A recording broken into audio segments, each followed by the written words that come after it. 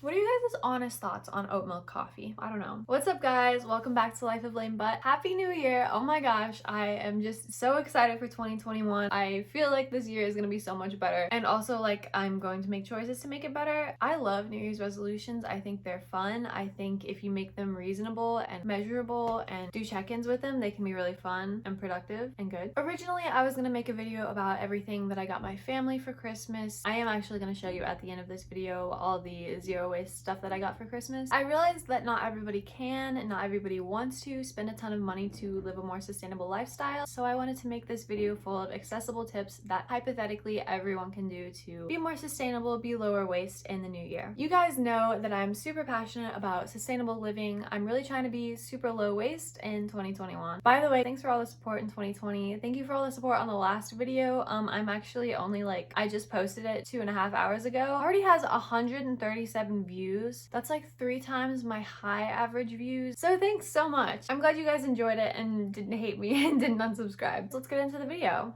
So I'm sure at some point you guys have heard of the 3 R's: reduce, reuse, recycle. Today I'm actually going to be adding 2 R's to that: refuse, reduce, reuse, recycle, and rot. The idea is the more you refuse, reduce, and reuse, the less you have to recycle and rot. Although recycling is great and it's much better than something ending up in a landfill, when you recycle something, most likely whatever it gets made into is eventually it's probably going to end up in a landfill. So number 1 is refuse. Literally just refusing stuff that you know you're going to throw away, or even stuff that you know you're going to recycle. Things like business cards or flyers or a single-use plastic water bottle. Oh, also straws. Hate those plastic straws. If every single person lived this way and refused everything they didn't need, we would be in a much better spot. You can always take a picture of a business card or a flyer and leave it for someone else. And then my second tip for refusing is to refuse going out for fast food or Starbucks or even prepackaged food that's unnecessarily prepackaged. If you can, buy the fresh, less packaged version, get that. And if you can, eat the food at home instead of going out to get fast food where you're just gonna have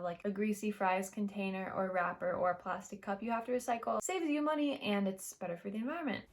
That's what this whole video is about. Number 2, reduce. Number 1 is impulse buying. This is also really good for your wallet. Every single time I go to the grocery store, there's the little $5 bottles of nail polish, and I'm like, I should just treat myself, just a little pick me up, you know. But if I spend $5 extra every time I go to the grocery store, that's $200. If I save, I can spend on a more sustainable product. The stuff I usually want to buy, those are probably not made with the environment in mind. Also, reducing the plastic bags that you use. I use these reusable bags. I use the netted ones for when I go grocery shopping, and then I also have these smaller produce bags that I put things like lettuce or potatoes or something that I would usually grab one of the plastic bags at the grocery store for. Also, not using plastic wrap or a Ziploc bag and just putting stuff in Tupperware or even a reusable takeout container. Again, that saves you money. Number 3, reuse. Really things like sturdy plastic or glass bottles. These little ice cream containers I have, I keep washing those out. I'm gonna try to buy less of them. I mean, I probably shouldn't be eating that much ice cream. We literally have so much ice cream, but also the packaging is just way too much. I try and use those, and I put my propagations in them. Plants, good for the air, good for your mental health, pretty to look at. Another thing I like to reuse is literally just plastic Kroger or Walmart bags. I showed you guys the bags that I do use instead of those usually, but if you don't want to spend your money on them, not everybody does, there's nothing wrong with using the plastic bags that you've gotten at the grocery store before and reusing those. Obviously, they have more than one use in them, and while you can recycle them, it's better to reuse them. Number 4, recycling. Like I said, the less you have to recycle, the better. Obviously, you can't keep every single piece of plastic that you will ever come in contact with. So my first tip for recycling, I understand not everyone has someone come and pick up their recycling or has a car that they can drive and take their recycling out with. But if you can, I really encourage you to find out what your recycling takes and doesn't take. Some don't take soft plastics, some don't take clamshells, and then you can say, oh, I should either find somewhere else to recycle it or I should stop buying this thing that I can't recycle. My new favorite way to recycle is this thing called bottle bricking. Here is an example of a bottle brick. So this one's not all the way full yet. Basically, what you do, any soft plastic that you have, that clamshell plastic I was talking about, I also put in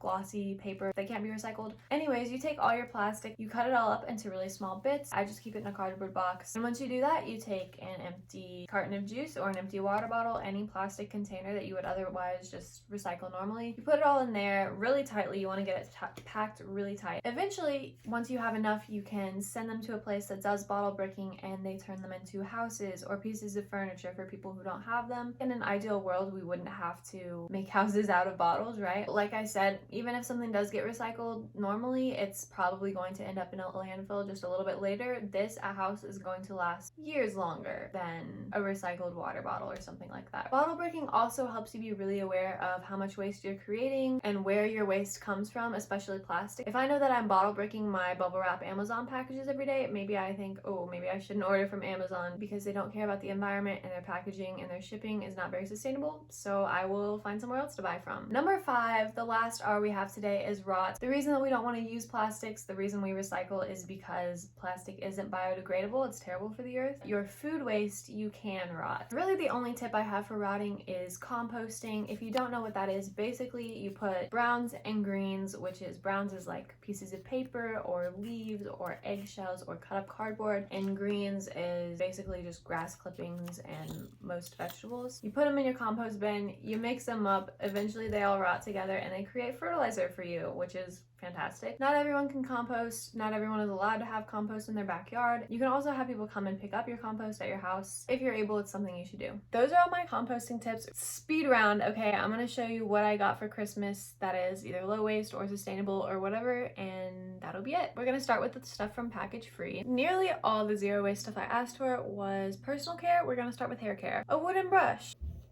My old brush literally only has this part on it, so this is a real step up. Powdered dry shampoo. Most dry shampoo comes in aerosol can. Bad for the environment. This is a glass container. Bar, shampoo and conditioner. No plastic bottle. Obviously my hair is bleached, dyed, and curly, so it's a lot drier. We'll see. This is like a natural loofah. I can't remember if that's what it's actually called, but it's really good for exfoliating. Floss that comes in a glass case. I can't remember what material it's made out of, but it's sustainable. You get the glass case once, and then they just send you the floss individually, so you only have to use this one tiny bottle basically for the rest of your life. Tongue scraper. By the way, I do use bamboo toothbrushes and I have toothpaste tablets, but I'm using my last tube of toothpaste before I completely like switch over. Okay, this is freaking huge. I did not know it was gonna be this big. That's what she said. Do you see? I'm a small person. Anyways, I'm trying these out for the first time actually because I just got my period yesterday, so I'll let you guys know how they go, but these are reusable pads and liners. One of the kits came with this package-free bag. Love you, package-free. This, look, it looks like Off-White. This is a guppy bag. You wash your clothes in it and it catches the microplastics instead of letting them go out into the water stream. Lastly, I got this new phone. I asked for a phone case. I don't have one yet, but I'm getting basically the same as this, but a wallet case. This is from Case, and they're mostly made out of flaxseed, but they're completely compostable, biodegradable, which is so much better than a plastic phone case. That's all I have for you guys today. I hope you enjoyed this video, and I hope you consider making some sustainable swaps in your own life. These habits are really easy to pick up, especially if you start slow. They completely change your mindset and how you view the world and the stuff you use. I think everyone should do them if they can. I love you guys. I'm so excited for this year of videos, and I will see you in a week. Bye!